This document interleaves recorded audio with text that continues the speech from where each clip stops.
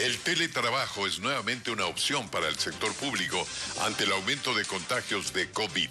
El COE Nacional dispuso que desde el 28 de julio cada institución podrá reducir sus aforos según sus necesidades. Se eleva a 330 la cantidad de viviendas afectadas por los sismos en la provincia de Carchi. En las próximas horas se espera la declaratoria de emergencia para canalizar la ayuda.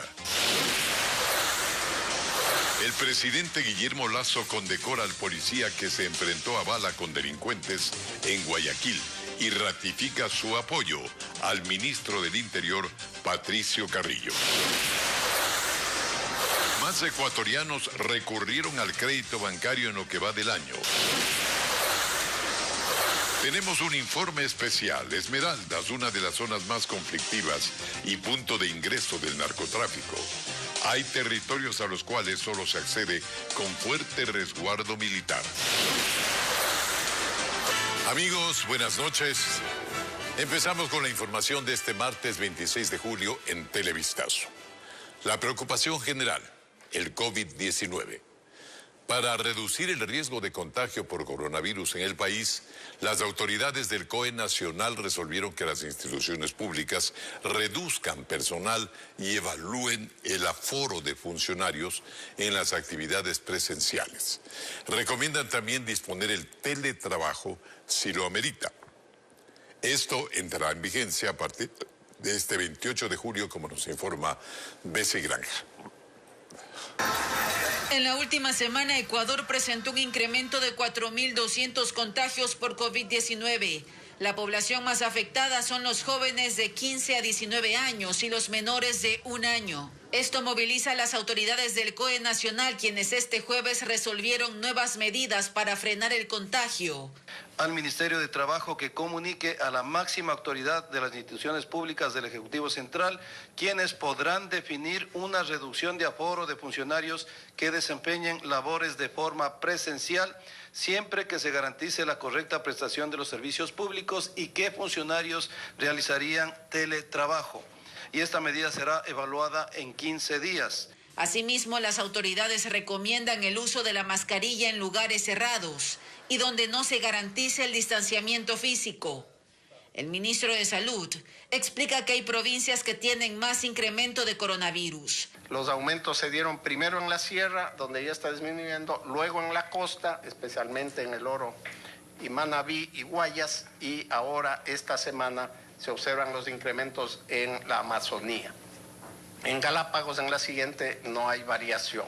Sobre este tema, el vicepresidente de la República, Alfredo Borrero, anunció que el próximo lunes los sectores productivos, el gobierno y representantes de la Asociación de Municipalidades del Ecuador se reunirán para definir una jornada masiva de vacunación. También estamos desarrollando un programa con las Fuerzas Armadas para vacunar a las personas que viven en los sectores rurales del Ecuador. Para ampliar la cobertura de inoculación, las instituciones educativas también serán utilizadas como vacunatorios. Heridos y cientos de casas afectadas es el saldo de la serie de temblores que afectan a la provincia del Carchi. Los ciudadanos buscan recuperar sus bienes en medio del miedo por el movimiento de la tierra que continúa, mientras las autoridades empiezan a llegar con la ayuda humanitaria. Francisco Garcés recorre las zonas afectadas y nos entrega la información del día. El barrio San Ignacio de la parroquia La Libertad en El Ángel es uno de los más afectados por el sismo de 5,2 grados que sacudió la mañana de lunes a la provincia del Carchi y las 8 réplicas registradas hasta el momento. Aquí la mayoría de casas tienen daños, varias de ellas están destruidas o son inhabitables. Esta familia lo perdió todo, pero son agradecidos de estar con vida. Recuperando algunas cositas que se puede recuperar, para acomodar y trasladándonos al donde estamos hospedados. Una pared de la casa de su vecina se vino abajo cuando ella lavaba la ropa. Los escombros la enterraron hasta que fue rescatada por la comunidad. Ella es una de las heridas que dejaron los temblores y de los golpes que recibió. Ahora se recupera en el albergue montado en la casa comunal del barrio en el que ahora viven más de 20 personas. Yo que doy el paso para colgar las medias cuando vino como un viento que vi de que se derrumbó nomás. Y me alcanzó, ya no pude. Me atrapó. Es que Dios me dio vuelta la vida, porque esto ya es otra vida que me dio ya. Los afectados empezaron a recibir la ayuda humanitaria urgente, alimentos, camas y colchones, además de la asistencia de sus vecinos de la comunidad. Porque necesitamos liberar recursos, primero recursos propios, recursos municipales, porque necesitamos urgente comprar colchones, necesitamos comprar comida. Según el reporte del Servicio de Gestión de Riesgos, los sismos dejaron 8 personas heridas, 332 viviendas con diferentes daños, 18 casas destruidas, 32 unidades educativas afectadas, al igual que 5 centros de salud. Los efectos de los temblores se sintieron tanto en el sector rural como en el urbano. Aquí, por ejemplo, en pleno centro del Ángel, muchas casas fueron afectadas y sus dueños ya trabajan en repararlas. El cantón Montúfar también sufre los efectos de los temblores. Aquí son más de 130 las viviendas afectadas y muchas personas debieron ser acogidas por familiares y amigos. Se acabó mi casita, señor. ¿Dónde está pasando doña Delia? Donde mi hermanito. Como en estos casos, los afectados esperan la ayuda de las autoridades y de sus vecinos para tratar de reconstruir sus viviendas y recuperar lo perdido. Las autoridades cantonales en las próximas horas declararán en emergencia a los cantones de Espejo y Montúfar para poder canalizar recursos y así atender las necesidades más urgentes. Guillermo Lasso expresó su respaldo y el del gobierno al ministro del Interior, Patricio Carrillo, ante el juicio político que ya se anuncia en su contra en la Asamblea Nacional. Paralelamente, el jefe de Estado exhibe las cifras que dan cuenta de la reducción de la pobreza y el desempleo en el país, como una muestra de que sí se están atendiendo los requerimientos sociales. La agenda del presidente Lasso arrancó con una condecoración, el reconocimiento que su gobierno le entregó a un policía que frustró un asalto la semana anterior, enfrentándose a 2 delincuentes. Durante ese acto, el jefe de Estado expresó su respaldo al ministro del Interior, Patricio Carrillo, para quien se ha anunciado un juicio político. Un juicio político que desde ya lo calificaría como un acto de venganza de los violentos que tienen a sus representantes en la Asamblea Nacional. El general Carrillo no está solo, está el gobierno en pleno junto a él y los asambleístas de la bancada nacional para defender sus acciones institucionales durante el último paro. Más tarde el mandatario se reunió con un grupo de inversionistas. En el evento se dijo que hay casi 200 contratos de inversión firmados, que son 5.000 millones de dólares, y dio cuenta de las últimas cifras del INEC, valores con los que sostiene que su gobierno sí se preocupa por lo social. Hemos reducido la tasa de desempleo en 1.1 puntos porcentuales y hemos disminuido la pobreza en 7 puntos porcentuales. Hay más de 750.000 personas que vivían en situación de pobreza que hemos logrado sacarlos de esa situación de pobreza y hemos creado cerca de 350.000 empleos, especialmente en sectores como el sector turístico. Allí mismo Lasso anunció que se buscan inversiones en el área petrolera, en campos y en refinerías. En el segundo semestre, de aquí a diciembre, se van a abrir licitaciones para explorar nuevos campos petroleros, para optimizar algunos existentes y también para mejorar la operación de las refinerías del Ecuador. Pero que para consolidar esas inversiones que generen empleo se necesita cuidar de la paz y del orden, mientras recordaba los efectos de las protestas de junio, que contó ya se están superando. Mañana miércoles se reanuda el diálogo entre el gobierno y el movimiento indígena luego del primer acuerdo alcanzado sobre banca pública y privada.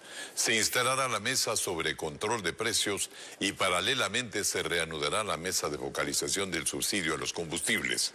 Sobre este último tema se espera que el gobierno llegue con una respuesta al planteamiento de la CONAIE, FEINE y FENOCIN, organizaciones que proponen dividir a los usuarios, a los compradores de la gasolina y el diésel en 3 segmentos. Uno de ellos es el que no recibiría el subsidio del Estado. La cuarta mesa referente a energía y recursos naturales está agendada para el 1 de agosto. Y en agosto también se iniciará la reestructuración de deudas con la banca pública. Este es uno de los acuerdos alcanzados entre el gobierno y las organizaciones indígenas que participaron en el paro nacional de 18 días. Paul Romero con el informe. Qué gusto verlo. El presidente del directorio de la Corporación Financiera Nacional, Iván Andrade, señaló que a mediados de agosto iniciará la reestructuración de deudas con la banca pública de todas las personas que tienen créditos vencidos entre $3,000 y $10,000. Automáticamente recupera su clasificación como un deudor potencial A1. Esto le permite inmediatamente poder pedir un nuevo crédito en Ban Ecuador mismo. El crédito de la oportunidad, si es eso de los valores, o el crédito del 5%. Sin embargo, este martes la CONAIE consideró que lo acordado con el gobierno en esta mesa de diálogo no cumple con todas sus expectativas. Los acuerdos alcanzados sobre la banca pública, privada y cooperativas son un importante avance, pero no es suficiente. Seguiremos trabajando para que la banca privada cumpla con su parte para sacar de la crisis de crédito a miles de familias ecuatorianas. Andrade aclaró que cada entidad financiera privada tiene autonomía para definir con sus clientes el proceso de refinanciamiento. La connotación allí fue de los segmentos: microcrédito, crédito educativo y también se mencionó crédito productivo, me parece. Es un tema voluntario, cada institución financiera lo va a hacer. Estos son los segmentos prioritarios que se habló. Lo que sí se concretó de inmediato tras la firma del acuerdo con la CONAIE es la condonación de las deudas de hasta $3,000 de la banca pública. Esto significa lo siguiente: si es que se condona la deuda, automáticamente sí sale del buró de crédito. La condonación es de $3,000 de capital más todos los intereses vencidos, costas, etcétera. Es una condonación absoluta del valor. Por esta condonación se beneficiaron 27,000 personas, que suma un total de $44 millones según la Corporación Financiera Nacional. El juez de la Corte Nacional, Luis Rivera, delibera ya sobre el pedido de nulidad del proceso por presunto peculado en la compra de 7 helicópteros DRUB. La fiscal general, Diana Salazar, asegura que se actuó de acuerdo a la ley y en cambio solicita que el caso se declare válido y continúe hasta llegar al juicio. Jacqueline Rodas con los detalles. En el segundo día de la audiencia preparatoria de juicio, los 18 procesados por presunto peculado en la compra de 7 helicópteros DRUB insistieron en su pedido para que el caso se anule. Aseguran que en diciembre de 2020, cuando la fiscal general del Estado, Diana Salazar, decidió reabrir la causa, no se notificó a sus abogados. Ella citó una providencia con los casilleros judiciales a los que se envió la notificación. Se acaba de confirmar que sí existió la notificación. Lo que pasa es que eran otros los abogados que patrocinaban a los ahora procesados y no asistieron. Eso es lo que dice la Fiscalía y nosotros mantenemos lo contrario. Se ha violado el derecho a la defensa, se ha vulnerado el debido proceso y cuántos principios que protegen al ciudadano. El juez Luis Rivera escuchó a las partes, dijo que analizará sus argumentos y los citó para las 2 de la tarde de este miércoles, cuando anunciará si anula el caso o declara su validez y da paso al dictamen acusatorio de Fiscalía. No importa el tiempo que nos tome, no vamos a permitir que este caso quede en la impunidad. Lleva más de 10 años abierto, continuará, pero mientras esta administración se encuentre, proseguirá con la persecución de esta causa. Estamos hablando de un perjuicio de 66 millones. Si se hubiera realizado esa diligencia con la presencia de los investigados, seguramente no se hubiera reabierto la investigación, porque los famosos elementos nuevos no son tan nuevos y no corresponden a la realidad del proceso. Yo considero que probablemente el juez debería declarar la nulidad. Entre los 18 procesados están los exministros de Defensa Wellington Sandoval y Javier Ponce, excomandantes de la FAE y más militares involucrados en la compra de las aeronaves, transacción que se concretó en el año 2008. 4 de ellas se accidentaron, dejando 3 muertos y 7 heridos.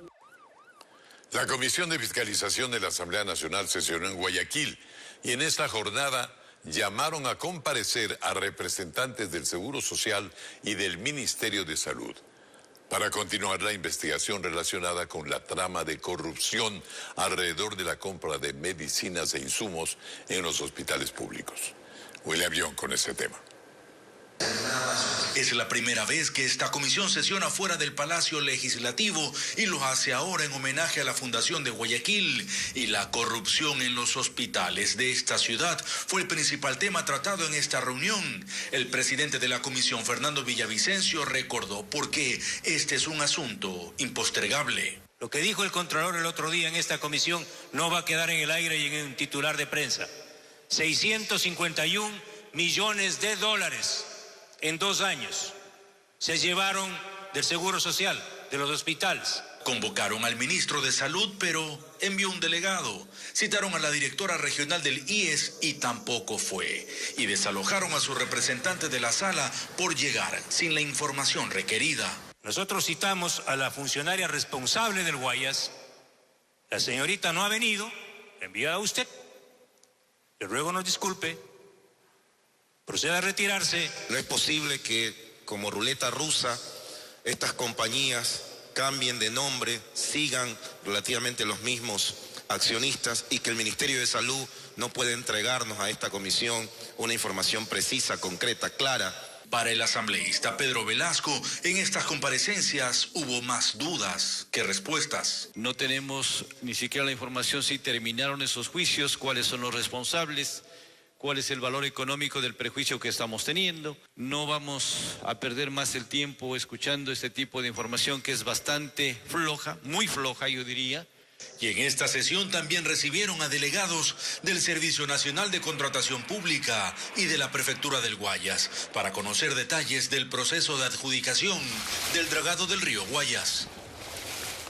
Este martes, personal de la Fiscalía General del Estado ingresó al Palacio de Carondelet para realizar una inspección al lugar, según informó la Secretaría de Comunicación del Gobierno.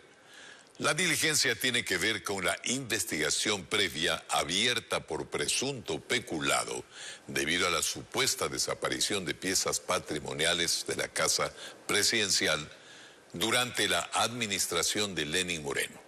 Ayer se realizó una inspección similar en el domicilio que tiene el exmandatario en Quito.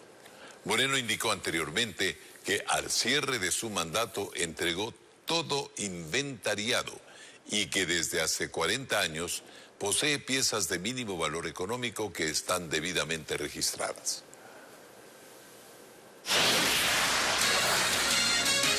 Y aquí vamos a hacer una pausa comercial, amigos, para informarles después que más de 1000 militares custodian Esmeraldas, una provincia en disputa de bandas narcocriminales.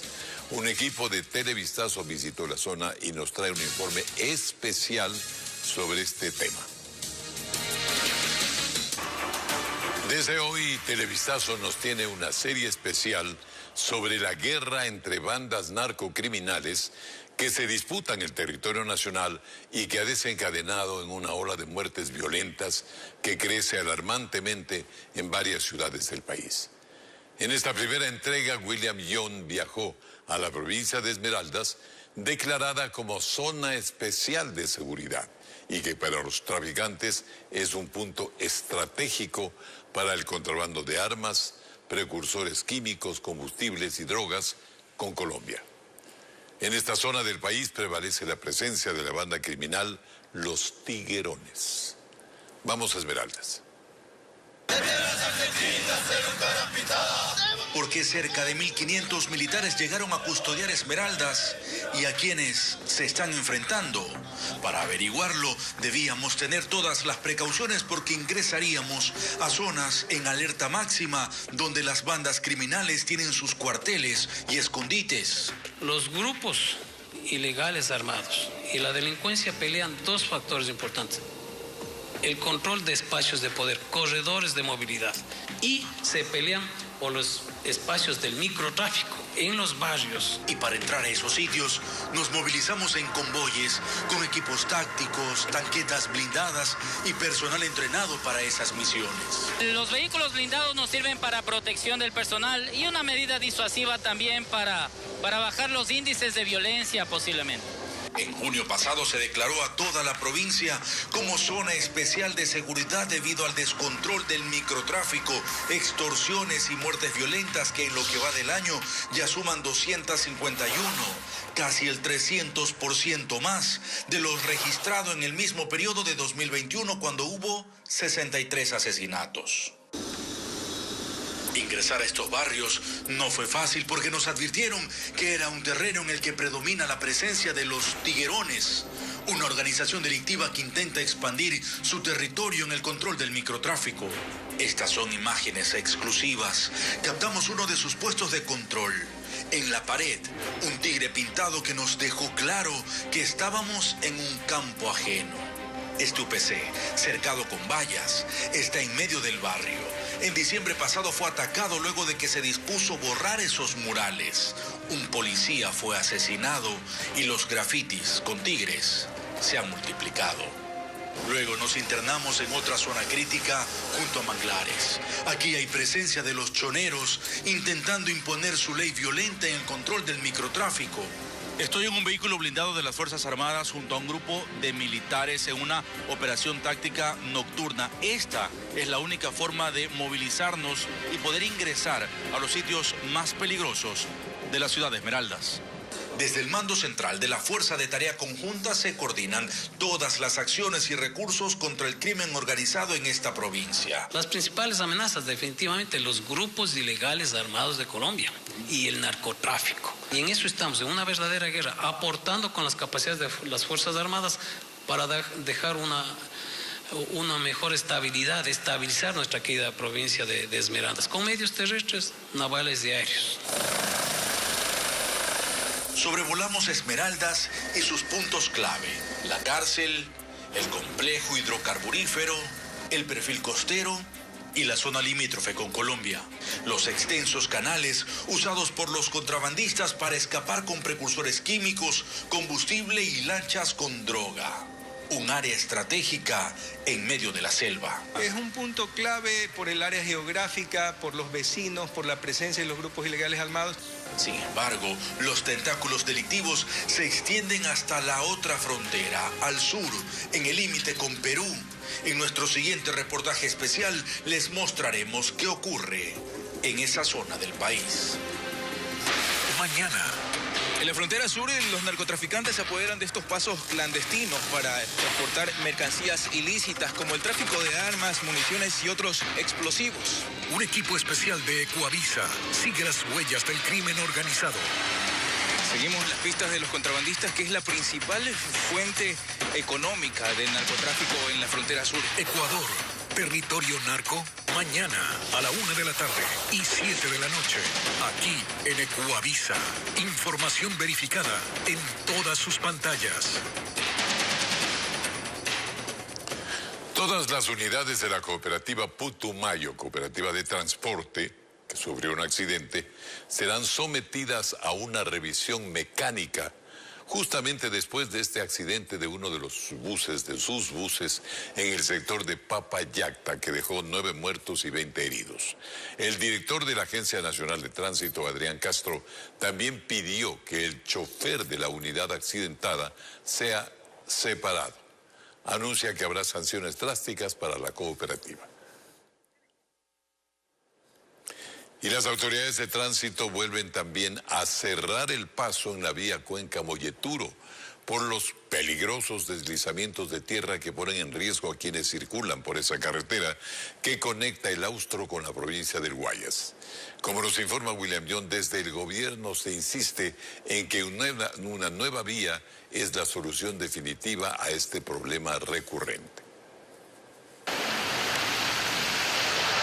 Esta es una imagen repetida muchas veces en esta zona de Azuay. Toneladas de roca impiden el paso vehicular en la vía Cuenca-Molleturo. Por esta razón, maquinaria trabaja en el lugar afectado para retirar los escombros. Pero se trata de un problema que persiste durante varios años. Según el Ministerio de Transporte y Obras Públicas, la solución definitiva es construir otra vía en un sitio diferente, y eso aún está en la fase de estudios. Ver la nueva ruta de cristalizar este proyecto, que no va a ser inmediato, tomará sus años, pero va a ser una realidad, con costos mucho más bajos, con trazados mucho más adecuados, con pendientes más adecuadas y la seguridad en torno al tema del clima. Esa ruta atravesaría la provincia de Cañar hasta la zona de Churute, en Guayas.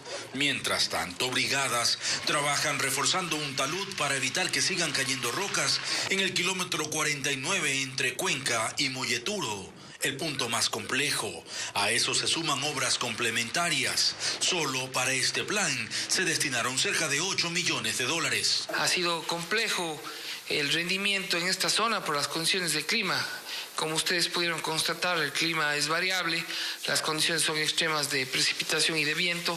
Es por eso que se ha generado el cierre desde el día de hoy, 26. Por ahora la vía queda cerrada y está prohibida la circulación hasta este sábado 30 de julio. Movilizarse por esta zona es un peligro de alto riesgo. Solamente se nos tiene permitido el acceso a las personas que sean moradores del sector. Durante esta semana, personal de la Comisión de Tránsito permanecerá en varios tramos de la vía para impedir la circulación.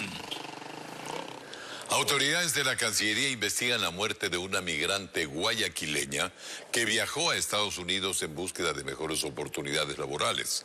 Ella permaneció desaparecida durante un mes, según su madre. La muerte estaría relacionada con una oferta laboral con la que ella no estaba de acuerdo. Bessie Granja nos amplía esta noticia. Gardenia Gómez mira con nostalgia la foto de su pequeña campeona, Saray Llanos. Así le decía a su hija. Entre lágrimas toma con sus manos las medallas que la joven de 19 años ganó tras concursar en varios torneos de danza locales y en el extranjero. En agosto del año pasado, la guayaquileña que vive en el suroeste de la ciudad viajó con visa de turista a Estados Unidos. Cuenta su madre que el pasado 14 de junio desapareció mientras laboraba en un hotel en la ciudad de Atlanta, estado de Georgia. Y ahora las autoridades policiales y de la Cancillería investigan su muerte. Lastimosamente una amiga la llama de aquí de Guayaquil y le dice para un trabajo de mejor sueldo, de mesera, pero era en Atlanta y ella se va con la amiga a Atlanta. Ahora al verse ella que no era para mesera, sino para darme compañía, la llama a esa rusa, había sido una rusa la jefa, y le dice te voy a denunciar porque esto es mentira. Al otro día desaparece mi hija. La progenitora cuenta que el sueño de Saray era triunfar en esa nación, bailando en grandes escenarios, pero aquello se vio truncado tras una falsa oferta laboral. El director de la organización 1-800 Migrante, William Murillo, espera que las autoridades en Ecuador apoyen esta investigación y así ayudar a esta abuela, quien ahora está a cargo de la crianza de los 2 hijos pequeños de la fallecida. En la Cancillería, yo creo que debería actuar de oficio inmediatamente, ir hacia la casa y ver las condiciones de pobreza en la que viven, aprobar el sistema para poder hacer la repatriación, los reportes y traer ese cuerpo. La madre de Saray pide ayuda para viajar a Estados Unidos. Ella se niega a creer que su hija falleció en ese país y solicita justicia para esclarecer este caso. Vamos a la publicidad y más adelante se incrementó la cantidad de dinero entregado en créditos en Ecuador en un 30% en comparación con el 2021. Hay más de 50,000 nuevos clientes del sistema financiero este año. Decíamos, se incrementó en un 30% la cantidad de dinero entregado en créditos por el sistema financiero en Ecuador. Esa cantidad se ha destinado para el sector productivo, así como para créditos de consumo, lo cual implica una dinamización de la economía en buena hora. Byron Andino nos presenta algunas cifras de una investigación hecha por la Asociación de Bancos Privados del país. Las mutualistas, cooperativas de ahorro y los bancos del país han tenido una mayor actividad en cuanto a entrega de dinero en créditos en los 6 primeros meses de este año. En ese periodo en 2021 dieron a los usuarios 11.595 millones de dólares, mientras que este 2022 la cifra ascendió a 15.031 millones, un 30% más. ¿Qué significó eso para Ecuador? Principalmente por la recuperación del consumo de los hogares y también por un crecimiento importante de la formación bruta de capital fijo, o también conocido como el componente de inversión. Sobre la distribución provincial de estos créditos, están centralizados. El 47% fue en Guayas, 27% en Pichincha, 7% en Azuay, 5% en Manabí y el resto de provincias en menor cantidad. Los datos mostraron además que hay casi 55.000 nuevos clientes de la banca. La mayoría son para microcrédito productivo.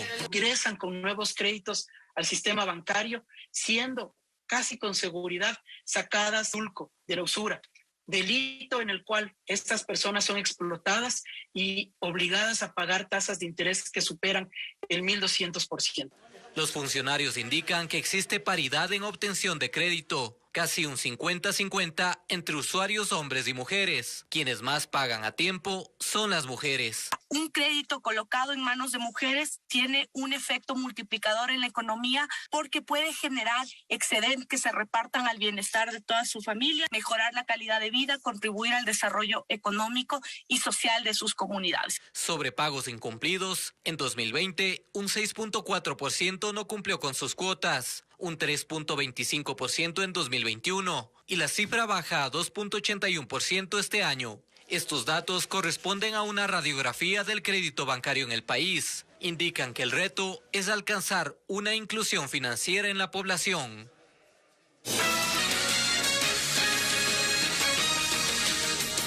El Ministerio de Agricultura dio a conocer el plan nacional que entregará urea subsidiada a 50.000 agricultores, quienes podrán comprar el fertilizante con el 50% de descuento. Melin Ochoa hizo un recorrido y muchos agricultores desconocen el programa. Mencionan además que ningún técnico los ha visitado. Esta es la plaga que nos está matando a los agricultores. Santiago García invirtió $4.000 en 5 hectáreas de arroz que está a punto de perder, pues 3 plagas están poniendo amarilla su planta, ubicada en el recinto Mangle del Cantón Santa Lucía, en Guayas, la cual también necesita urea. Él dice que ha intentado inscribirse en el plan del Ministerio de Agricultura y no ha podido. ¿Hace qué tiempo fue?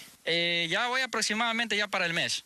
¿Y han venido hasta acá los técnicos? No tenemos ninguna respuesta hasta ahorita. El ministro de esta cartera de Estado dijo que la institución empezó el registro de productores para que quienes consten en el sistema previo a la visita de un técnico puedan comprar el saco de urea con el 50% de descuento en los almacenes de insumos autorizados. El saco cuesta $48 y le vamos a pagar 24 nosotros y el productor va a pagar 24. Bueno, ya están un grupo inscrito alrededor de 1.000 personas y deben seguir inscribiéndose en todas las distritales del MAC a niveles provinciales. Con este programa el gobierno aspira a beneficiar a 50.000 pequeños productores en todo el país. Pero la pregunta sigue siendo cómo van a llegar a todos los agricultores, pues la realidad aquí en el campo es que muchos no conocen de este plan, ni tampoco han recibido la visita de los técnicos.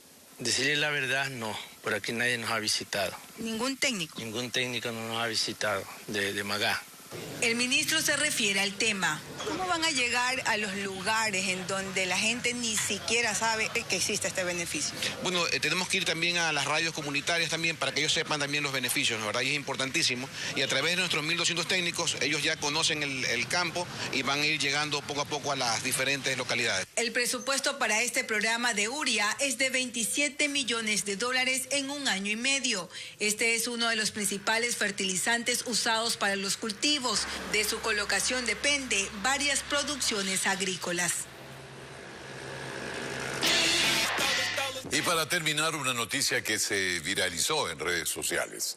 Un pescador que se encontraba de faena cerca de Anconcito, en la provincia de Santa Elena, realizó un singular hallazgo. Esto es un pez remo. Se trata de un encuentro inusual porque este animal de peculiar forma usualmente habita en las profundidades del mar, a más de 1000 metros de profundidad. Entre los pescadores existe una creencia popular de que encontrar este pez cerca de la superficie costera es un mal presagio. El propio pescador Cristian Muñoz fue quien compartió algunas imágenes. Bueno amigos, es todo. Muchísimas gracias. Mañana nos vemos.